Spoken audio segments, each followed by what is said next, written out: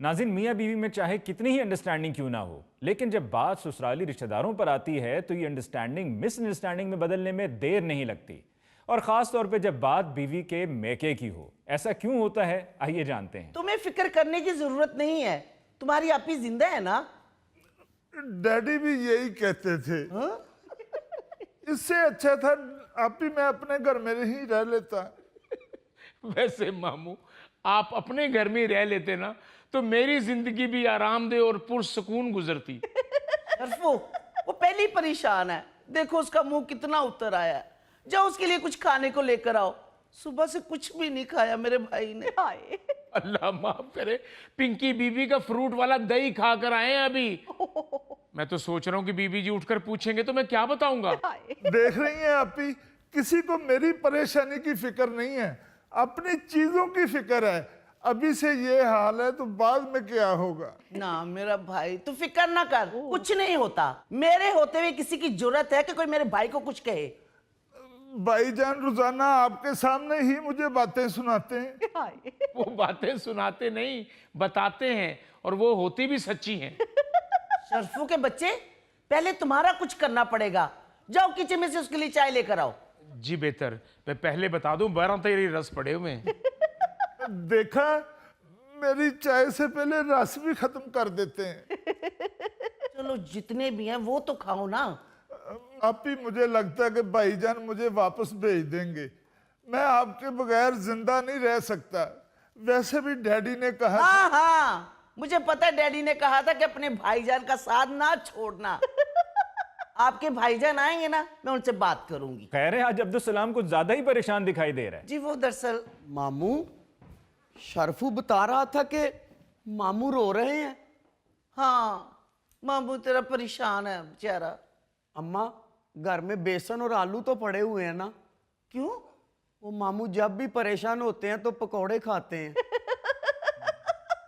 सिर्फ इस बच्चे को ख्याल है मेरा। तो मामू परेशान क्यों है? किसी उधार लेने वाले ने शिकायत तो नहीं कर दी? नहीं। वो अम्मा, पिछली मर्तबा भी वो मस्जिद की दुकान वाले ने मामू की शिकायत लगाई थी। मगर हुआ क्या है अब्दुल सलाम को, कुछ तो बताएं ना। वो अंकल ने डांटा है ना इनको, इसीलिए परेशान है। अब्बू ने? मगर क्यों? तुम कमरे से बाहर निकलो तो तुम्हें कुछ पता चले ना। तुम्हारे चाचा जान तशरीफ ला रहे हैं और कर्नल साहब ने कहा है कि वो 2 माह यहीं रहेंगे। तो अच्छी बात है। वो कौन सा बुलडोजर लेके आ रहे हैं जो मामू परेशान है? ओहो, मामू ने अंकल को कह दिया है ना कि अगर चचा यहाँ पे आके रहेंगे तो फिर मैं कहाँ रहूंगा। ओ बीबी, नमक मिर्च ना लगाओ, जाओ जाके अपना काम करो। मैंने क्या कह दिया है? मैंने क्या कह दिया है? अगर ऐसी बात थी तो अब्बू ने डांटा क्यों? बस इसने इतना कह दिया कि चचा जान होटल में नहीं ठहर सकते। बस इतनी सी बात पे वो शुरू हो गए। इतनी सी बात?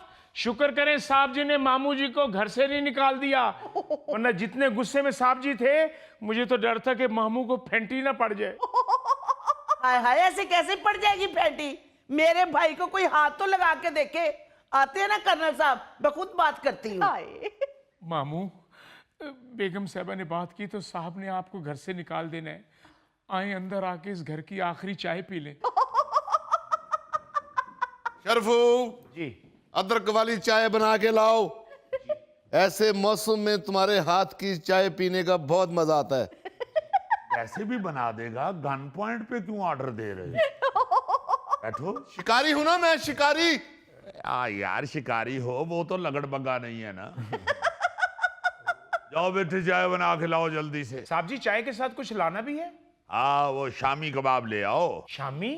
वो तो अल्लाह की कसम मैंने नहीं खाए। मामू, वो जिस पे केचप डाल के खा रहे थे वो शामी थे, कैरम बोर्ड की गोटियां नहीं थी। पैटिस ले आओ जाके। Sir patties. एक पड़ा हुआ ले आओ जाके। वैसे मैं सोच रहा हूं कि आप सबको शुक्र अदा करना चाहिए कि अब्दुल सलाम सिर्फ खाने पीने की चीजें खाता है, वरना ऐसे लोग तो सर्कस में शीशा भी खा जाते हैं। वाह वाह, शीशा खा के ऊपर से दूध पी लेते हैं। दुरानी भाई, शामी क्या खत्म हुए? आप तो गुस्सा ही कर गए। ओ भाभी जी, शामी खत्म हो गए इसलिए मुझे गुस्सा नहीं है। मुझे तो इस बात पे गुस्सा है, इस घर के शामी खत्म हो गए घर के चिराग से। मामू मुबारक हो, अंकल आपको घर का चिराग कह रहे हैं। वैसे करना सब कमाल है आपके दोस्तों की। जरा सी उनकी मर्जी की कोई चीज ना मिले तो ये बातें बनाने लग पड़ते हैं। कुछ सोच समझ के बात किया करो। दुरानी सिर्फ मेरा दोस्त ही नहीं है, मेरे बेटे का ससुर भी है। जी हाँ, ये ससुराल ही तो लड़ गया है, एक मेरा ससुराल और एक मेरे बेटे का ससुराल। अजीब, तुम दोनों बहन भाई मुंह फाटो, जो आपके मुंह में आता है बोल देते हो। कुद्दूस साहब, बहस आपकी अपनी बेगम से हो रही है और आप उनके भाई को यानी कि अब्दुल सलाम को बीच में खामखा घसीट रहे हैं। ओ जी, भाई भी इसका ऐसा ही है, जो मुंह में आता है बाहर निकाल देता है। उस दिन मेरा वो दोस्त आया हुआ था मलक असलम, उस बेचारे का कद छोटा सा है और उसकी बेगम जो है वो दराज कद है। अच्छा, तो उसकी बेगम को सामने ही कह दिया कि क्या जल्दी थी बहन आपको शादी की, मलक साहब थोड़े बड़े हो जाते फिर शादी कर लेते। भाईजान मैंने तो उनको मोहब्बत से कहा था। हाय। वाह क्या बात है अब्दुल सलाम, जब तुम ऐसा मुंह बनाते हो तो मुझे हाथी का वो बच्चा याद आ जाता है जो जंगल में खेलने के लिए मेरी जीप को टकरे मारता है और जब मैं वापस आने लगता हूं तो वो मुझे बड़े प्यार से कहता है, दुरानी अंकल मुझे माफ कर देना, मैं तो प्यार से टकरे मार रहा था। और अंकल यकीनन उसको ये जुमले आपने ही सिखाए होंगे, क्योंकि जंगल में उनको और कोई टीचर दस्तयाब नहीं है। नो नॉट एट ऑल, मैंने तो हाथी की बड़ी बहन को इंग्लिश सिखाई थी, लेकिन ये हाथियों की याददाश्त इतनी तेज होती है कि ये इर्द गिर्द से भी काफी कुछ सीख लेते हैं। इसका तो मतलब है कि जिस जंगल में आप जाते हैं वहां पर हाथी अंग्रेज बनकर घूम रहे होंगे। Yes definite. अली साहब, ये जो कैदे में ई फॉर एलिफेंट है ये मैंने ही शामिल करवाया था। जबरदस्त। जी हाँ, जी हाँ, बड़ी सर्विसेज हैं जी माशाल्लाह ये दुरानी की जंगल के हवाले से। ये जो बंदर दरख्तों के ऊपर पटोसियां मारते फिरते हैं ये इसी की ट्रेनिंग है। वाह। वरना मैंने सुना है बंदर पहले जंगल में पैदल फिरा करते थे। ओ भाई, मैंने उन्हें सिखाई नहीं, उन्होंने मुझे देख के खुद ही पटोसियां मारनी शुरू कर दी थी। जिस तरह बच्चे बुजुर्गों को देख के खुशी से नाचते हैं। क्या कह रहे हो अब्दुल सलाम? जंगल में मोर नाचा किसने देखा? अली साहब मैंने देखा 3 दफा 3 दफा। अच्छा तो दुरानी साहब फिर ये भी बता दें, आपका माशाल्लाह इतना मुशाहिदा है, ऑफ कोर्स। ये जो जंगल में मोर नाचता है ये खुशी से नाचता है या रोजी रोटी के लिए नाचता है? बस अली साहब 100 मजबूरियां होंदियां करा दियां। अंकल, वो चाचू जमील कब तक आएंगे? बस बेटा आने वाला ही होगा। डैडी अगर आप कहें तो हम जाके उनको स्टेशन से ले आते हैं। नहीं नहीं, मैंने इरफान को फोन कर दिया था, उसका ऑफिस स्टेशन के साथ ही है ना, वो उसे पिक कर लेगा। जी जी, दामाद रिसीव भी कर लेगा और घर भी ले आएगा। वैसे अंकल आपको नहीं लगता कि चाचू को होटल में ठहरा देना चाहिए? पता नहीं घर पे कंफर्टेबल फील करें या ना करें। बेटा मैं तो आपको बड़ा अक्लमंद समझता था। जमील कुद्दूस का भाई है, सारी जिंदगी एक घर में रहे हैं, तो यहाँ क्यों नहीं कंफर्टेबल रहेगा? वैसे दुरानी भाई, पहली बार आपकी बेटी ने अक्ल की बात की है और उस पर भी आपने उसे टोक दिया है। हाय। जमील भाई 1-2 दिन के लिए नहीं आ रहे, पूरे 2 महीने के लिए आ रहे हैं। आप दोनों बहन भाइयों ने कहीं जाना है तो आप हो आए, मेरा भाई तो यहीं रहेगा। आपको कोई तकलीफ है तो आप जाएं। हाय। नहीं भाईजान, मैंने तो कहीं भी नहीं जाना, आप ही से पूछ लें। जी अस्सलाम वालेकुम। वालेकुम अस्सलाम। जमील क्या हाल है भाई? भाईजान। वाह वाह वाह वाह। आओ, आओ। अस्सलाम वालेकुम चाचू जान। वालेकुम बैठिए अस्सलाम। बैठिए। ओह मामू जान, आप तो वैसे के वैसे ही हैं। नहीं चाचू जान, तोल के देखें 10 किलो ज्यादा हो गए हैं। जमील साहब आप तो ना मुझे मामू कहें। चलो, अभी तक सुई वहीं पे फंसी हुई है। याद है बचपन में हम अब्दुल सलाम को मामू कहते थे तो ये हमें मारने के लिए हमारे पीछे भागता था। नहीं चाचू, अब नहीं ये भागते, अब ये ईंटों पे खड़ा ट्रक हो गए हैं। इरफान बेटा, आज तुम एहतियातन अपने कंधों के एक्सरे करवा लेना। जी ये बैग तुम ही उठा के लाए हो ना? वो जमील इतने लेट क्यों हो गए हो? ट्रेन लेट थी? नहीं भाईजान, ट्रेन तो अपने टाइम पे आ गई थी, अच्छा। लेकिन इरफान मुझे सीधा अपने घर ले गया। है। हाँ, वहाँ पे आयजा ने मेरे लिए सरप्राइज खाना तैयार किया हुआ था। अच्छा, वो तो इनके घर जाके मुझे पता चला कि आपकी तरफ नहीं, मुझे अपनी तरफ ले गया है। सरप्राइज देने का तो मास्टर है इरफान। एक दफा मैं बाहर लॉन में बैठा था अली साहब, तो ये घास में से निकल के तो एकदम मेरे सामने खड़ा हो गया। मैं डर गया, तो कहने लगा uncle surprise surprise. Uncle surprise तो मामू को भी बड़े बड़े अजीब मिलते हैं। ये डार साहब के बेटे ने मामू को पिज्जे का डिब्बा पकड़ाया, जब इन्होंने खोला तो अंदर सेबे वाला बम था। सरप्राइज तो हम भी मामू को दिया करते थे। एक दफा मैंने फोन करके कहा अब्दुल सलाम होटल आ जाओ, तुम्हें बेहतरीन खाना खिलाऊं। फौरन मान गए, कहते हैं ठीक है मुझे लोकेशन भेज दो, और मैंने इनको थाने की लोकेशन भेज दी। वैसे ये कोई सरप्राइज नहीं था, जुल्म था। क्यों, क्या हुआ जी? और जी थाने के आगे खड़ा होके मैं इनको फोन कर रहा हूं कि लोकेशन मुझे थाने तक ले आई है, अब आप बाहर आ जाएं। ये तो नहीं आए, अंदर से एसएचओ साहब बाहर आ गए और वो मुझे अंदर ले गए और 3 घंटे उन्होंने मुझसे पूछगिछ की। मुझे याद है मैं इसे लेने गया था थाने से। अली साहब जब मैं पहुंचा हूं थाने, तो क्या देखा कि ये हवालात में बैठा इतना जच रहा था, और मैं इसे ऐसे कह के वापस आ गया। मुझे याद है मैंने तुम्हें वापस भेजा था, लेके आओ उसे। शरफू, भाई शरफू से बोलो खाना लगाओ, चाचू आ गए हैं। जी जनाब।